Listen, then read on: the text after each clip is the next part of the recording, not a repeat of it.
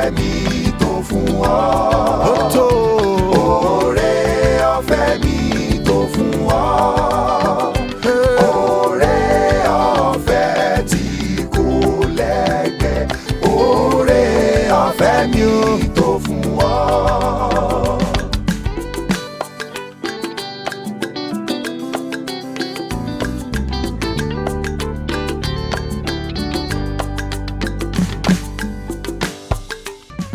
Oore ọ̀fẹ́ mi tó fún ọ.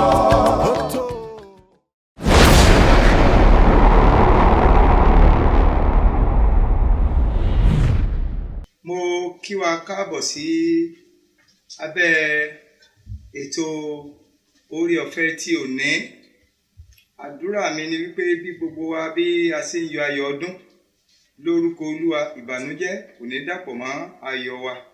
Orúkọ mi ni Timothy Olútúndé Ọláwì láti inú ìjọ Nazareth Baptist Church ní ọ̀gá ńlá ní agbègbè Àpáta ní ìlú Ìbàdàn. Àkòrí ọ̀rọ̀ mi ti òní yìí ni ẹ̀bùn tí ó yẹ fún ọba rẹ. Ẹ̀bùn tí ó yẹ fún ọba rẹ. Ẹ jẹ́ kí a gbàdúrà ní orúkọ Jésù Kristi. Wákàtí àkókò náà tó bàbá láti tún fi ẹ̀bùn ọ̀run fún àwọn ènìyàn rẹ tí í ṣe mánà rẹ. Bàbá, nípasẹ̀ agbára ọ̀rọ̀ rẹ, Olúwa sọ̀kalẹ̀ sí ọkàn àyà olùgbọ́ kọ̀ọ̀kan láti lè jẹ́ kí wọ́n mọ̀ wípé ayẹyẹ yìí tí à ń ṣe yìí kì í ṣe lásán. Bí ó ṣe rí ní ìgbàanì náà ló sì wà títí di àkókò yìí, kí wọ́n lè mọ̀ pé lótìtọ́ ìwọ Ọlọ́run nífẹ̀ẹ́ wọn àti pé kí ni ojúṣe wọn gẹ́gẹ́ bí ọmọ rẹ. Olúwa ṣí wọn níyè. Ìránṣẹ́ rẹ tó lò àtàwọn tí ó gbọ́rọ̀ náà, bàbá, má jẹ́ á pàdánù ìṣe rere ọ̀rọ̀ náà nínú ayé wa ní orúkọ Jésù Olúwa wa. Àmín. Ẹ ké hallelujah. Olórin yẹn sọ wípé ọ̀rẹ́ bí Jésù kò sí láyé yìí. Jésù nìkan lọ̀rẹ́ òtítọ́. Ọ̀rẹ́ ayé yìí lè kọ̀ wá sílẹ̀, ṣùgbọ́n Jésù kò jẹ́ gbàgbé wa, kì í gbàgbé ẹni wa. Kò jẹ́ gbàgbé wa, òun lọ̀rẹ́ òtítọ́ wa, kò ní gbàgbé rẹ̀. Hallelujah. Jésù Kristi kì í gbàgbé ẹni. Ọlọ́run nífẹ̀ẹ́ ènìyàn púpọ̀. Ó fẹ́ràn rẹ, ó fẹ́ràn mi. Bíbélì kíkà wa ni a ó rí nínú ìhìnrere Mátíù orí 2, ẹsẹ̀ 9 sí 11. Ó ní nígbà tí wọ́n sì gbọ́ ọ̀rọ̀ ọba, wọ́n lọ sì wò ó. Ìràwọ̀ tí wọ́n ti rí láti ìhà ìlà oòrùn wá, ó ṣáájú wọn títí ó fi wá ìdúró lókè ibi tí ọmọ ọwọ́ náà gbé wà. Nígbà tí wọ́n sì rí ìràwọ̀ náà, wọ́n yọ̀ ayọ̀ ńláńlá. Nígbà tí wọ́n sì wọ ilé, wọ́n rí ọmọ ọwọ́ náà pẹ̀lú Màríà ìyá rẹ̀. Wọ́n wólẹ̀, wọ́n sì tẹríba fún un.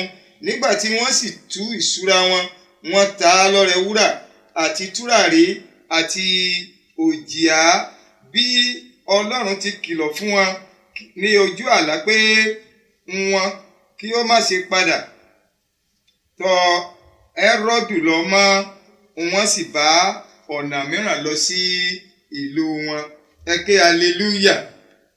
Tí a bá kíyèsí ibi tí mo mú wa lọ yìí, mo fẹ́ kí ó yé wa dáadáa wípé ayọ̀ tí a bẹ̀rẹ̀ sí yọ̀ láti àná títí ó fi dé òní yìí, ó ní ìdí pàtàkì, ó sì ní ìtumọ̀. Gẹ́gẹ́ bí ọmọ Ọlọ́run tòótọ́, a gbọ́dọ̀ mọ̀ pé kì í ṣe ayọ̀káyọ̀, nítorí pé àwọn àkókò báyìí náà ni a máa rántí ìṣenilógo, ìṣenilóore láti pàṣẹ Ọlọ́run, bí ìfẹ́ rẹ̀ ṣe jinlẹ̀ tó, bó ṣe dára tó, àti bó ṣe jẹ́ oníyọ́nú jùlọ tó lórí àwa ẹ̀dá alààyè.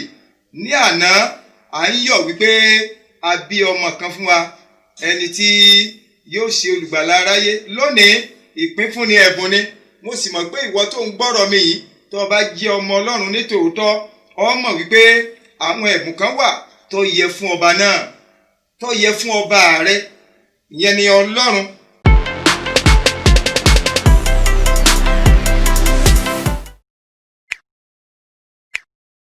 A rí ìràwọ̀ bí ó ṣe ṣe amọ̀nà fún àwọn amòye àwọn ọlọ́gbọ́n ìgbàanì láti tọ́ka wọn síbi tí ọba àwọn ọba àti olúwa àwọn olúwa wà tí a ti bí Jésù Kristi olùgbàlà. Bíbélì sọ fún wa wípé ńgbà tí wọ́n sì gbọ́ ọ̀rọ̀ ọba, lẹ́yìn ìgbà tí ọ̀rọ̀ wo ní a gbọ́ lẹ́nu ọba Hẹ́rọ́dù sọ wípé òun náà gbọ́ wípé a bí ọba àwọn ọba, nítorí náà òun rọ̀ wọ́n gẹ́gẹ́ bí amòye kí wọ́n lọ láti lọ wádìí tí wọ́n bá rí ọmọ ọwọ́ náà tí a bí tá a pè ní ọba àwọn ọba kí wọ́n padà láti tọ̀ wọ́n wá. Òun náà fẹ́ lọ forí balẹ̀ fún. Ohun tí Sátánì máa ń fẹ́ ṣe nìyẹn.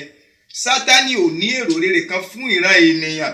Ó ń fẹ́ tóyàn bá ti lè jábọ́ lọ́wọ́ rẹ̀, tó bá jẹ́ wípé èèyàn ti gba ìdáǹdè kúrò nínú agbára òkùnkùn rẹ̀, gbogbo ìlépa rẹ̀ ni láti dá ènìyàn padà sọ́dọ̀ ara rẹ̀. Ó mọ̀ wípé bí ènìyàn bá ti lè di òmìnira kúrò lọ́wọ́ ìdè rẹ̀, onítọ̀hún yẹn bọ́ nìyẹn.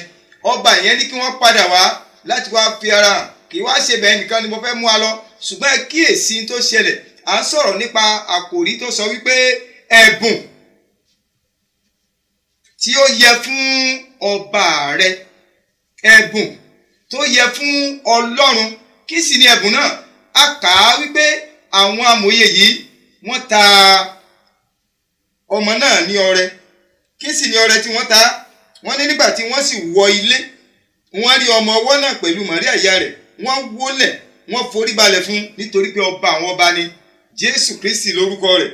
Nígbà tí wọ́n sì tú ìṣúra wọn, wọ́n ta lọ́rẹ wúrà, tùràrí àti òjìá, èyí tí ṣe ọrẹ pàtàkì fún àwọn ọlọ́lá ìgbàanì bí ìṣe wọn. Wọ́n mọ̀ wípé bí ènìyàn bá jẹ́ ẹni pàtàkì, ẹni ọlọ́lá, àwọn nǹkan mẹ́ta tí mo mẹ́nubà yìí ó yẹ gẹ́gẹ́ bí ẹ̀bùn fúnrú ẹni bẹ́ẹ̀. Ṣùgbọ́n èyí tí wọ́n fi ta Jésù lọ́rẹ yìí mẹ́ta ni. A rí wúrà, ó ń fi hàn gẹ́gẹ́ bí ọba tí máa ń dé adé wúrà. Ìyẹn sì ni pé Jésù jẹ́ ọba àwọn ọba. Wọ́n tún ta lọ́rẹ, wọ́n tún ta ní tùràrí. Kí ni tùràrí túmọ̀ sí?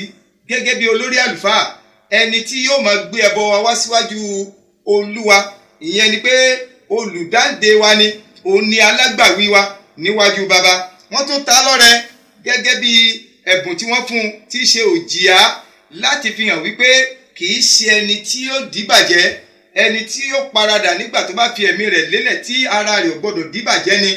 Òjìá náà ni wọ́n máa fi ń gbé ara ènìyàn ró láti má jẹ́ kó dìbàjẹ́ nígbà tí ó bá sùn. Eléyìí fi hàn wípé gẹ́gẹ́ bí ọba àwọn ọba, gẹ́gẹ́ bí olórí àlùfáà àti ẹni tí ara rẹ̀ ò gbọdọ̀ dìbàjẹ́, àwọn ènìyàn wọ́n pèsè àwọn ẹ̀bùn yìí sílẹ̀ nítorí pé ẹ̀bùn tó yẹ fún ọba wọn ni. Arákùnrin àti arábìnrin, kí ni o fẹ́ ká dìmú níbí yìí? Bí a bá ṣe àkíyèsí àwọn ẹ̀bùn wọ̀nyí, ó ń fi Jésù hàn gẹ́gẹ́ bí ọlọ́lá, gẹ́gẹ́ bí Ọlọ́run tí ó gbé àwọ̀ ènìyàn wọ̀ tó sì yẹ fún irú ẹ̀bùn bẹ́ẹ̀. Mo wá fẹ́ béèrè lọ́wọ́ ìwọ náà, bó o sì ń ṣe àjọyọ̀ ọdún yìí, irú ẹ̀bùn wo nìwọ náà fi ń fún Olúwa?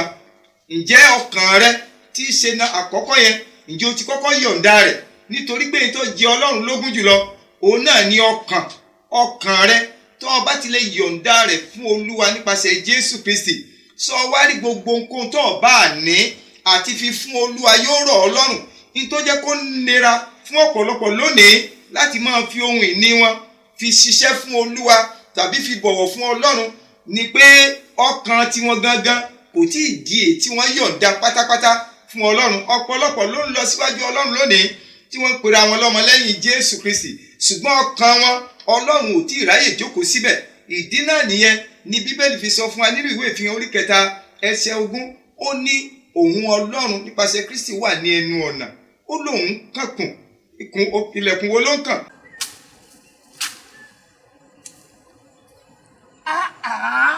Irú ayé wo wá lè ní wáyé? Àdìsá. Láì ọkọ̀ àgbàdo mi òkè ọ̀hún, òun náà kọ́ kò gbójú báyìí lọ. Ní ìrètí tí n bá débi ọ̀pẹ ìgbò, òun náà máa gbó, ó máa kó lọ́jà láti lọ sọ́ta. Ayé ìṣú mi. Àdìsá, gbogbo àrùn yìí. Ètò kan mú ètò òun ní wọ́n sọ fún ẹ. Orí ọ̀fẹ́ ọjọ́ òní. Nígbà wo ni ètò náà? Ní aago 6. Sígbà wo? Sí aago 6 àràárọ̀. Bí ilé iṣẹ́ ìmáwó máa ń rọrùn.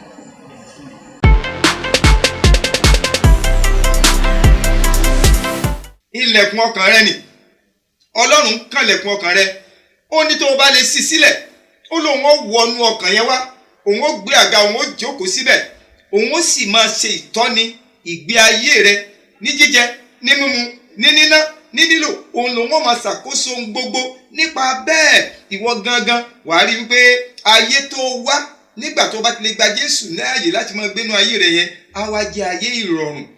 Ọkàn rẹ yẹn gangan, òun ni mo wá gbà ọ́ níyànjú ní àkókò yìí, fi fún Olúwa. Bí àwọn amòye yẹn bí wọ́n ti fi wúrà, tùràrí àti òjìá tó jẹ́ ẹ̀bùn pàtàkì tí wọ́n fi fún ọba àwọn ọba àti Olúwa àwọn Olúwa lọ́jọ́ wọn ni. Mo fẹ́ kí ìwọ náà ó yọ̀ǹda ọkàn rẹ, yọ̀ǹda gbogbo agbára tó o ní, yọ̀ǹda gbogbo ìní rẹ, fi máa sin Olúwa, fi fún Olúwa. Nípasẹ̀ bẹ́ẹ̀, kò sí ohunkóhun tó lè pàdánù láyé yìí, nítorí pé Ọlọ́run tó dá ọ, ó ní ìdí pàtàkì tó fi dá ọ. Ó ní ìwọ ọmọ, fi ọkàn rẹ fún mi gẹ́gẹ́ bí ọmọ Ọlọ́run.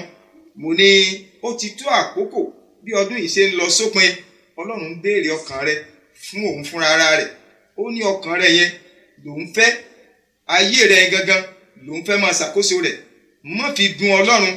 Bí a ti ń súnmọ́ òpin ọdún, tópin ọdún ti ń súnmọ́ wa báyìí, bí a fẹ́ bọ́ sí ọdún mìíràn tí í ṣe ọdún titun, àdúrà mi ni wípé o ò ní du Ọlọ́run ní oore ọ̀fẹ́ ọkàn rẹ yẹn, nítorí pé ó fẹ́ tún ayé rẹ ṣe, ó fẹ́ dá ọ padà bọ̀ sípò, ó fẹ́ mú ìlérí rẹ ṣẹ, ó fẹ́ mú májẹ̀mú rẹ ṣẹ.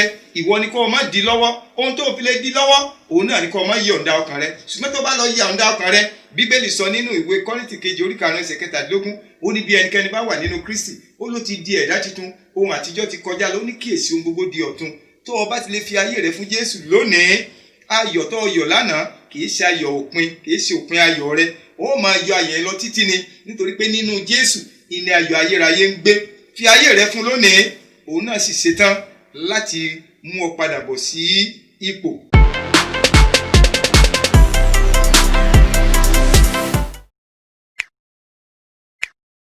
Ẹ̀bùn tó ń béèrè lọ́wọ́ rẹ náà ni ọkàn rẹ. Fi fún Jésù lónìí, wàá sì rá àánú gbà. Ẹ jẹ́ kí a gbàdúrà ní orúkọ Jésù Kristi, àpáta ayérayé, ọba àwọn ọba àti Olúwa àwọn Olúwa.